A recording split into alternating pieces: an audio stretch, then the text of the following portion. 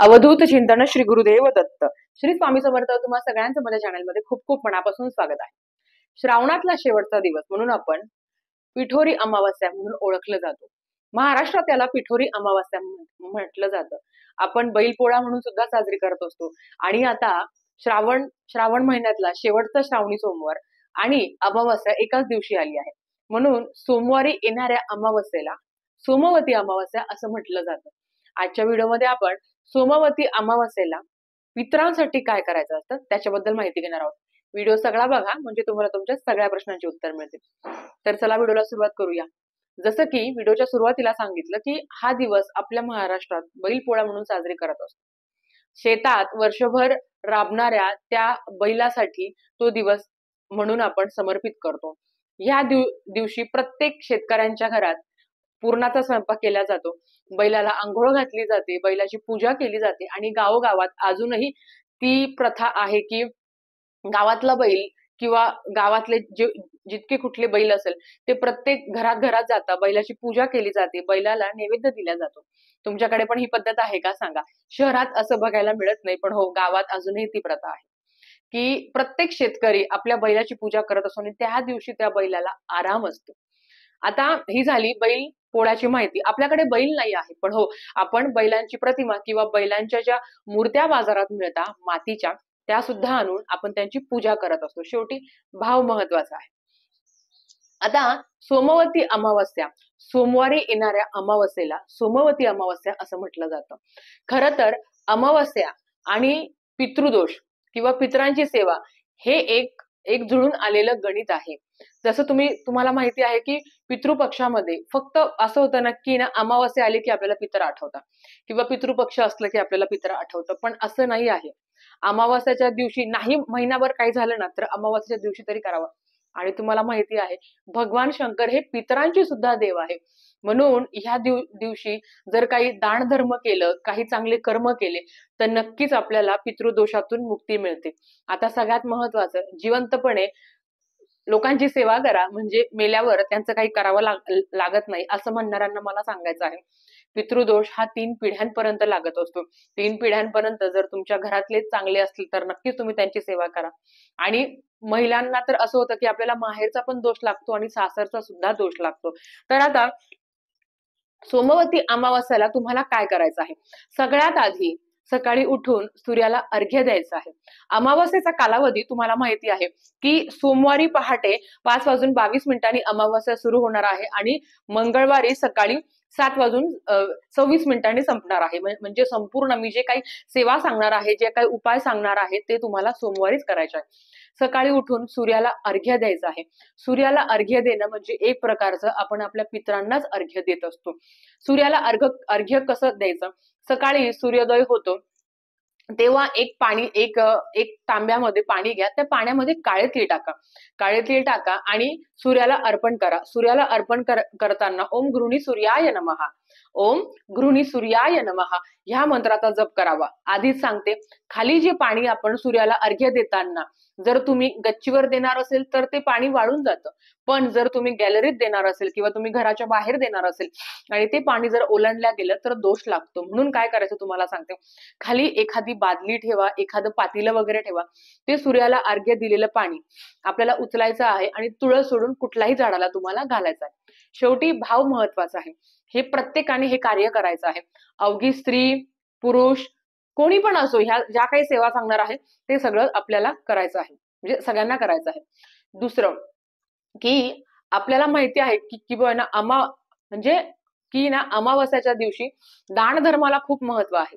त्याच्याच बरोबर पिंडदान जर तुम्ही आतापर्यंत केलं नसेल तर सोमवती अमावस्येला आवर्जून पिंडदान करावं. पिंडदान खूप महत्वाचं मानलं जातं. आपण जेव्हा पितरांचे कुठल्या पण विधी करत असतो तेव्हा अमावस्येच्या दिवशीच करत असतो. आणि असं म्हटलं जातं की अमावस्येच्या दिवशी पितर हे पृथ्वीवर आलेले असतात आणि ते बघत असतात की ज्यांच्यासाठी मी आयुष्याचं रान केलं, ज्यांच्यासाठी मी एवढं कष्ट करून उभारलं ते माझ्या लक्षात, त्यांना मी लक्षात आहे का, की फक्त करायचं म्हणून करता. म्हणून अमावस्येच्या दिवशी दानालाही तेवढं महत्वाचं आहे. दान योग्य व्यक्तीला केलं पाहिजे. आता पिंडदान जर म्हणाल तर ताई आम्हाला नाही शक्य झालं पिंडदान करणं, तर तुम्ही तर्पण विधी सुद्धा करू शकता. तर्पण विधी काय आहे ते सगळ्यांना माहिती आहे, आपण पितृपक्षात करत असतो. ते नसेल तर तुम्हाला काय करायचं आहे, ज्यांना दुपारी 12 वाजता, दुपारी 12 म्हणजे जेव्हा सूर्य आपल्या डोक्यावर येतो तेव्हा शार्प 12 वाजता आपल्याला भात घ्यायचा आहे. भातात मीठ टाकायचं नाही, भात शिजवून घ्यायचा. त्याच्यामध्ये त्या भाताचे 3 भाग करायचे आणि त्याच्यावर प्रत्येकावर आपल्याला दही टाकायचं आहे, म्हणजे दही भात. पण तो कुठे कुठे ठेवायचा ते तुम्हाला सांगते. सगळ्यात आधी आपण ज्या भाताचे 3 प्रकार म्हणजे आपण 3 ठिकाणी भात ठेवणार आहोत. पहिलं आहे गाईला. तो आपण बघा जेव्हा पितरांना पण देत असतो, एक गाईचं ताट असतं, एक कावड्याचं असतं आणि एक ना आघारी. आघारी हा शब्द आता गावाकडे आहे, आघारी म्हणजे काय ते पण तुम्हाला सांगते. सगळ्यात आधी तुम्हाला 3 तुम्ही ताटं करून ठेवायचे किंवा वाटीमध्ये ठेवलं तरी चालेल.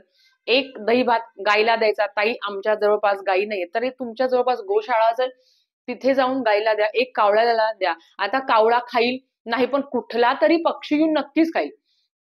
तर ते आणि त्याच्या दह्यामध्ये साखर वगैरे टाकायची नाही. तर तो झाला दुसरा. तिसरा आघारी. आघारी देणं म्हणजे काय तुम्हाला सांगते. आपल्याला म्हणजे ना, तुम्हाला माहिती असेल की नाही माहिती नाही, पण आहे ना अमावास्येच्या दिवशी पितर आपल्या दरवाजाच्या बाहेर आहे ना उभे असतात, म्हणून आपण आघारी पण घराच्या बाहेर देत असतो. आघारी देणं म्हणजे काय, गौऱ्या आणि थोडेसे लाकडं हे शुद्ध गायच्या तुपात ते पेटवायचे आहे. ते व्यवस्थित पेटले की दही भात आघारी द्यायची आहे आणि मनातल्या मनात प्रार्थना करायची आहे की हे मी माझ्या पितरांसाठी देत आहे.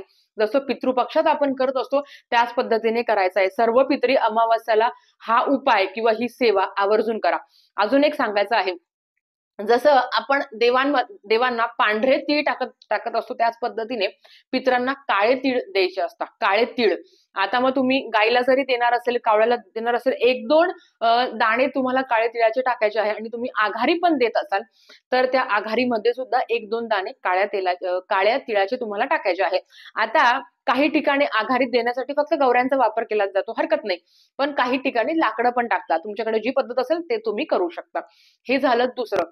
तिसरं, पितृस्तुती स्तोत्रम जे नित्यसेवेच्या पुस्तकात आहे.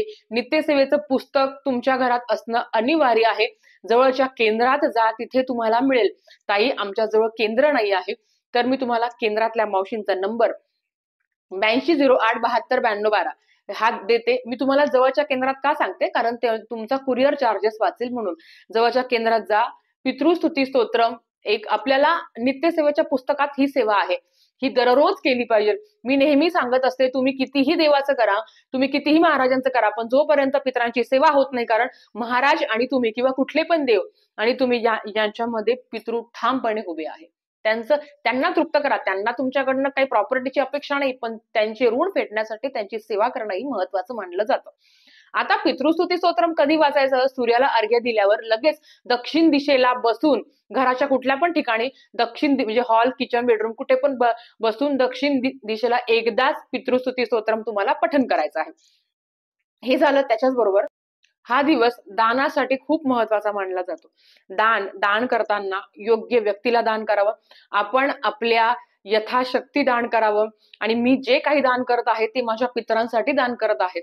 कुठली पण आपले सणवार असतात, हे आपल्याला त्याच्या मागचं कारणच सांगत असतात की दान. या जगात सगळ्यात श्रेष्ठ काय असेल तर ते दान आहे. पितरांच्या स्मरणार्थ काळे तीळ आवर्जून दान करावे. आजही अमावास्या मागायला आपल्याकडे बाई येतात. शहरात फार कमी ठिकाणी बघितलं जातं.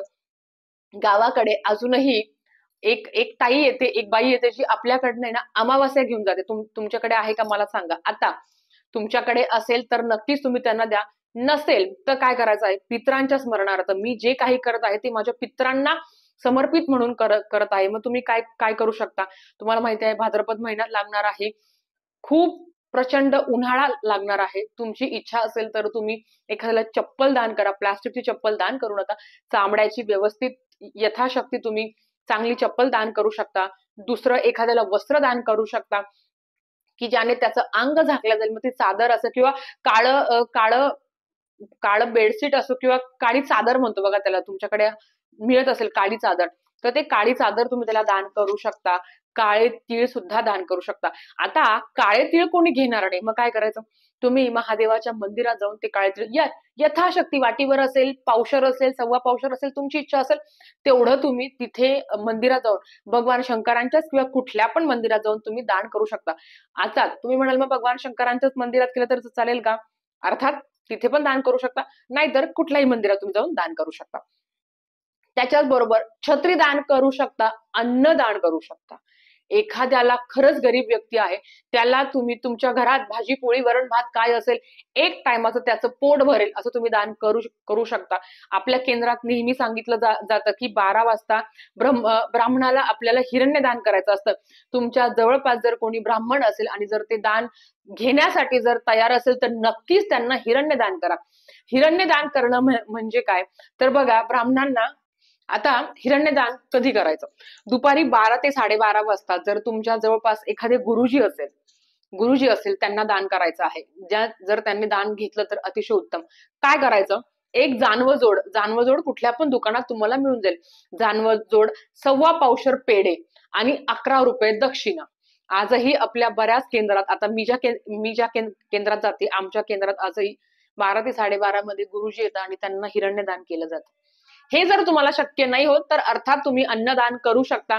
जसं मी तुम्हाला सांगितलं की आपल्याकडे अमावास्या मागायला सुद्धा मावशी येतात, मग त्यांना आपण काय काय देत असतो? कोणी कपडे देत असतं. तुम्ही एखाद्याला जर कपडे दान करत असाल, नवीन कपडे असेल तुमच्याकडे किंवा तुमची जर इच्छा असेल, तुमची जर तेवढी म्हणतो ना की तुमची जर तेवढी यथाशक्ती असेल तर तुम्ही एखाद्याला वस्त्रदान करू शकता. बऱ्याच बायका त्यांच्या मुलांचे जुने कपडे ना अमावस्येच्या दिवशी दान करत असतात.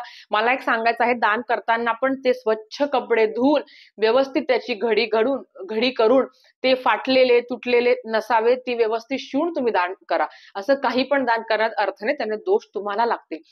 त्याच्याच बरोबर आपण जसे ना अमावस्यावाल्या मावशींचं तुम्हाला सांगितलं की त्या येतात आणि त्या म्हणतात का ना अमावस्या वाडा. आता आमच्याकडे अशी पद्धत आहे, तुमच्याकडे आहे की नाही मला माहिती नाही. तर अशा वेळेस आपण त्यांना काय देत असतो? गव्हाचं पीठ असो, बाजरीचं पीठ असो, ते देत असतो, तेल देत असतो, हिरवी मिरची किंवा लाल मिरची ते देत असतो. त्याच्याबरोबर खडे मीठ देत असतो. आमच्याकडे अशी पद्धत होती की बा एक कुठल्याही प्रकारचं धान्याचं पीठ त्यांना दान करायचं, तेल दान करायचं, खडा मीठ दान करायचं आणि मिरची असते, हे सगळं दान करायचं. यथाशक्ती दक्षिणा त्यांना दान करायची. हा एक दानाचा भाग झाला. आजकाल असं होत असेल तर अतिशय उत्तम, नाही तर जवळपासच्या धार्मिक ठिकाणी जाऊन तुम्ही योग्य व्यक्तीला दान करा. अन्नदान सगळ्यात श्रेष्ठ दान मानलं जातं आणि मी ज्यांना कोण असेल त्यांना दान करताना मी माझ्या पितरांसाठी करतो आहे, हीच मनात भावना ठेवायची आणि दान करायचं. या दिवशी आपल्याला हरी आणि हर यांची पूजा करायची आहे. म्हणजेच काय? तुळशीची सुद्धा पूजा करायची आहे. तुळशी ही हरिप्रिया म्हणून ओळखली जाते.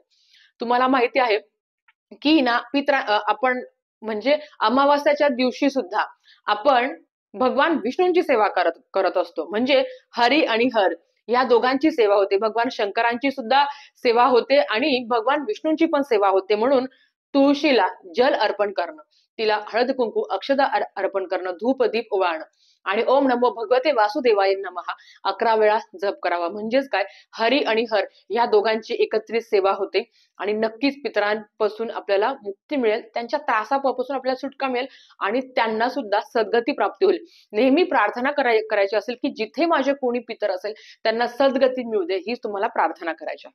त्याच्याच बरोबर जसं तुम्हाला सांगितलं पितृदोष असेल तर, आता पितृदोष मला तरी वाटतं जगाच्या पाठीवर पितृदोष असो किंवा नसो, पितरांची सेवा करणं हे आपलं प्रथम कर्तव्य मानलं गेलं आहे. म्हणून काळे तीळ जर तुम्ही दान केले तर नक्कीच पितरांच्या त्रासातून किंवा ज्या काही अडचणी येत आहे संसारिक आयुष्यात किंवा मानवी आयुष्यात, तर नक्कीच तो त्रास कमी होईल. ह्या दिवशी पिंपळ वृक्षाची सुद्धा सेवा केली जाते. असं फक्त लक्षात घ्या. तुम्हाला माहिती असेल की ना अमावस्या आणि पौर्णिमा आलं तर घरातलं वातावरण कधी कधी बेचैन होतं, कधी कधी मुलं चिडचिड करतात, कधी आपली चिडचिड होते. कारण पृथ्वीवरचे व्हायब्रेशन खूप जास्त प्रमाणात चेंज झालेले असतात. त्याच्यामुळे हे दान धर्म, चांगले कर्म करणं, चांगल्या संगतीत राहणं ह्या दिवशी खूप महत्वाचं मानलं जातं. आता अमावस्याच्या दिवशी पिंपळ वृक्षाची सुद्धा सेवा केली जाते. फक्त अमावस्याच्या दिवशी पिंपळ वृक्षाला स्पर्श करायचा नाही. तुम्ही जल अर्पण करू शकता. दिवसभरात कधीही तुम्ही जल अर्पण करू शकता.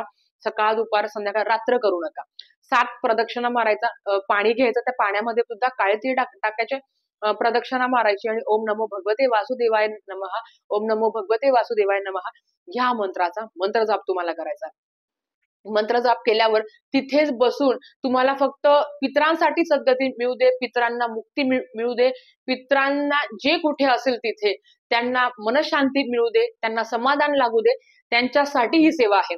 अमावास्याच्या दिवशीची सेवा ही फक्त पितरांसाठी करायची असते. पितरांकडनं काही मागण्यासाठी नाही. पितरांकडनं कधीही काही मागायचं नाही. फक्त त्यांना सुख शांती मिळू दे, त्यांना सद्बुद्धी येऊ दे, हीच प्रार्थना करायची आहे. मनुष्य खूप चांगला असतो, पण आपल्याकडनं काही चुका होत असेल किंवा आपण जर आपले कर्तव्य विसरत असेल तर पितर नक्कीच आपल्याला आठवण करून देतात. म्हणून अमावास्याचा दिवस हा पितरांसाठी मानला जातो आणि त्यांची सेवा करण्याचा हा दिवस मानला जातो. ठीक आहे, आजच्यासाठी फक्त इतकंच. झालेली सेवा महाराजांच्या चरणी मी रुजू करते आणि आजचा व्हिडिओ इथेच थांबवते. आवडला असेल तर लाईक शेअर सबस्क्राईब करा. भेटूया परत अशाच एक नवीन व्हिडिओ सोबत. श्री स्वामी समर्थ.